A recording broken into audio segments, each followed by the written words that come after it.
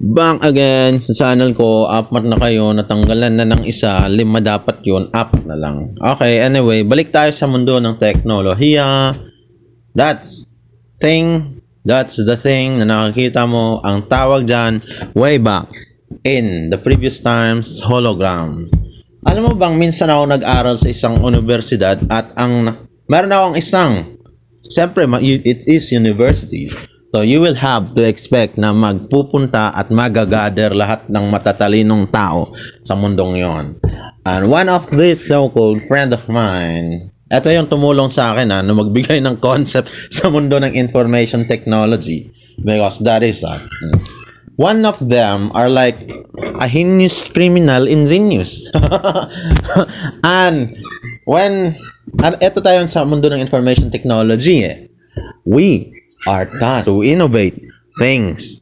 Yan tayo. At least, may magawa ka man lang na bago. And so, that in criminal genius one did create in fairness naman that is the mere concept of hologram. Ano nga ba yung hologram? What is hologram? Ito yung makikita mo sa Power Rangers, you will see. And si Zordon. You have the Zordon. And there was a head on it. Floating image of a head. And because we are like brilliant student on the university, we are like we have the teenage spirit of an innovator. So, meron siyang ginawang hologram. And ang pagkakasabi niya sa akin, he did discuss it by himself. It is just a quadrilateral set of mirror wherein the images were like reflected on one, alam mo yung on the center of it. And since then, nare-realize ko na ang hologram, in fairness yan tayo sa mundo ng information technology, lumalagpas sa boundary. And ever since year 2016, diba? At least, it's just a mere idea, mere concept, a single dot of theory concept na biglang nag-evolve. So, from a cube, as a quadrilateral glass tube, he created hologram. Diba? That's what it is. At nagawa niya, not just a mere concept. And then the later stages, ito yung kagandahan. Kasi nga, there is a constant change. There is this never-ending constant change of the so-called innovation. So from that, yung siguro, kung kung na-upgrade niya i-upgrade niya yung model na yun, then maybe, diba? As also a bachelor degree in computer science. Computer science yun in criminal genius yun. And he created a hologram. Baka naman siguro na-update niya yung model niya into version 2, version 4. Kasi, yun nga And then later, from 2016, kusang lumalabas yung konsepto ng hologram. Marahil hindi mo na itatanong at hindi mo rin napapansin, but it is changing, evolving, di ba? Makikita mo, mag-search ka sa hologram, merong rotating fan, and then there is an image on it, diba? It was like an animated image on it, but that's just projection, hindi pa yan hologram. Yung mirror na yan yung hologram, yan yung tinatawag na hologram.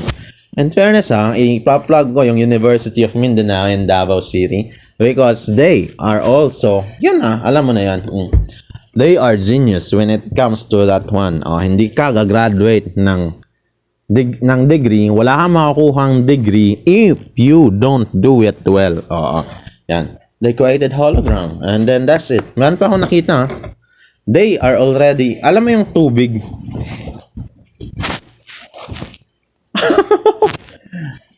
In 2025 meron. But 2016 ako graduate. 2015, the engineers in Davao City already created a yung tubig na yung gasolina sa sasakyan mo. And it's like Ferrari pa yung model niya. That's us. Yan tayo. Kailangan mong ipagmalaki yan kasi you enter the university. and you did your best. Ginawa mo yung mga kaya mo to get a bachelor's degree on it. So, yan lang naman ang pwede nating ipagmalaki na wala sa iba, diba? Oo. And in fairness, yung concept ng hologram ngayon, I am looking for some brilliant guy, brilliant team who would like kanang nabisaya ako kasi I'm from Davao. I'm looking for a brilliant guy, brilliant thinkers na they could create my concept of what should a hologram should be. It must be yung collision of lights on a fog. You have your dense fog on it.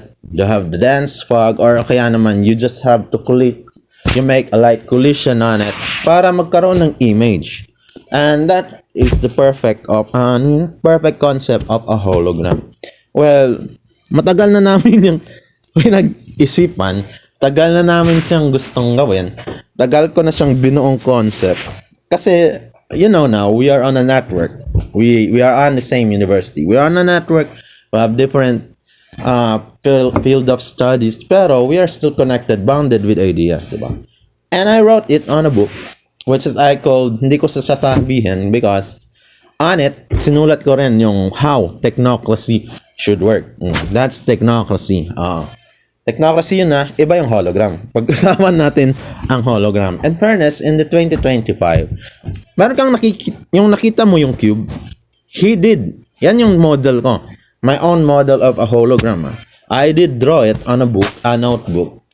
Light should be yung sa beneath the screen. And it should be yung, alam mo yun, it should intersect with each other. The light should collide and intersect to form kahit simpleng diagonal image man lamang or simple bit, ating qubit or bits of images para ma-form yung buong image na. And in fairness, merong brilliant akong nakita. However, ating makikita mong 3-dimensional hologram. It is the first 3-dimensional hologram not created by the Philippines. Iba naman, iba yung gumawa. But ang kagandahan nga naman, yung isa is just a mirror. Quadrilateral, square mirror. However, ewan kung square ba yung ginawa nun, hindi ko Pero, yung model ko, it should be on a square. Pero ang ginawa nung 3-dimensional na gumawa siya ng parang yung nag-aano ng mga folders, gumagalaw-galaw, nag-i-intertwine ng ganyan. And then the light should appear on that para kung mag-create siya ng 3-dimensional image o object. Di ba? Yan ang hologram. Pero dun sa librong sinulat ko, in fairness I will wait. Kasi it's 2025. Baka by the year of 2030 or 35, lumabas. Hindi nakaka-amaze lang because technology is constantly changing. Ito yung sinasabi ko sa'yo. You, at the very least, should try your best to do your job to upskill yourself, di ba? Baka naman ang sabihin mo ang IT is just gagawa ka ng system, yung literal, gawa ka ng program, gagamit ka ng program, you will create a system, you will embed database on it, you will add network connections, you will have, di ba? Kasi kami before we graduate, we were asked to at least expand your boundaries. In fairness kahit scam yung sa akin, kasi hindi pa sikat yung virtual reality nun, it was just a concept, but I did use it on a mere 500 peso o kaya naman 1,500 peso. We used the virtual reality and created an application out of it. Yung computer science naman, he created a hologram. Diba? Clap your hands tayo sa mga taga-University of Mindanao because they all are brilliant ones. Siyempre, that's university for you. At yung iba naman, we have our own field of studies. So, hindi ko na kinalampag yan. And in fairness, ang kagandahan sa mundo ng teknolohiya, pare ko, the concept of it is always constantly changing. Yung hologram lumabas na. They have a three-dimensional hologram na ngayon. You can search it over the internet. At yung sa akin naman, ang kagandahan, the America created the smart glasses and they are already using it on anong tawag nito? A virtual reality or a mixed reality na? Oh. It is a mixed reality setup where they are already wearing eyeglasses and they could easily manipulate the 3D objects right in front of them and they're enjoying it now, diba? Oh. And just, anong nga yun? 2016 and now 2025. So, 10 years. In just mere 10 years of gap, ang laki na ng naiunlad.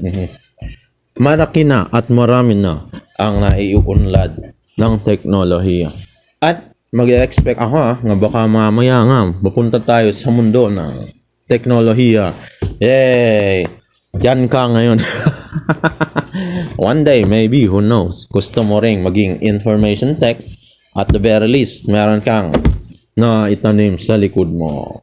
Yan tayo sa mundo ng information technology. Yan ang hologram. Yan ang mixed reality. Paano nga ba ang gagawa ang bagay na yan? Hindi tayo isa ha. Hindi na tayo. Wala na tayo sa panahon ng 90s na kailangan natin ng concept. Nandito daw kailangan natin ng concept but realidad ang kailangan. And this is now happening in the 2025. Yung nagtataka sa ICC ay International Community, anong tawag na? ICC. Well, hindi ko na i-discuss. Na-discuss ko na yan on a previous chapter. How smart cities and smart country works on their security, especially on heinous criminals and terrorist attack. Oh, na-discuss ko na yan in the previous chapter. Pwede ka nang makinig dyan. And yan lang, di ba? Yan ang teknolohiya, pare ko, whether you like it or not, you must practice it. At kailangan mo gawin yan. Hands-on. You can do it. Kung gusto mong maging ganyan, you can even do your, pwede mong i-create na mismo si Iron Man, the Tony Stark, if you like. But me, I'm still looking for growth. Grow and grow and grow even further because that's how it is. I-out ko na to. Pangalawang chapter ko to. Anong tawag nun? That is technology. Yan ang hologram. Yan ang mixed reality. We have the smart glasses na nakakatakot ha. Kasi hindi lang ako. Pinaka matalinong Pinoy. There are lots of us in here. Marami tayo nandyan. Nakikinig-kinig lamang. Baka mamaya may maka-invento sa inyo ng wireless router o wireless switch. Because hassle. Alam mo yung wires? Pag pinag mo yun Net. Paano to pag naputol? Diba? Baka mamaya yung matatalinong nagikinig sa ICT dyan, Department of Information Communications Technology, maturuan mo. And they will create it on their own. Diba? Pwede na siyang mag-PhD and doctorate. Ang galing ng degree holder, no? Yan lang naman ang degree holder ng information technology. Di ka pwedeng tumawa kasi nga, pangit ka. I-out ko na yan. I will end the day. Dalawang chapter na, na i-post. You have the technocracy and how technocracy will be made possible here in the country. At yan, ang pangatlo. Yan, ang pangalawa, the hologram. Na, alam mo na, imposible nang gawin. But, it was made possible. Mag-update na ako. Pag-update na ako, when the time comes na mag-evolve uli yung tinatawag na ngayon? Mixed reality. Sure ako, mag-i-evolve din yan, evolve into something else. Kasi yan ang teknolohiya. Whether you like it or not, whether you believe it or not, ganyan tayo sa mundo ng information technology, network admin, computer science, engineering, computer engineering, yan tayo. Mga caliber natin yan. So I will just end this for now dahil ako'y bachelor's degree lamang. I-out na natin to. Bye-bye.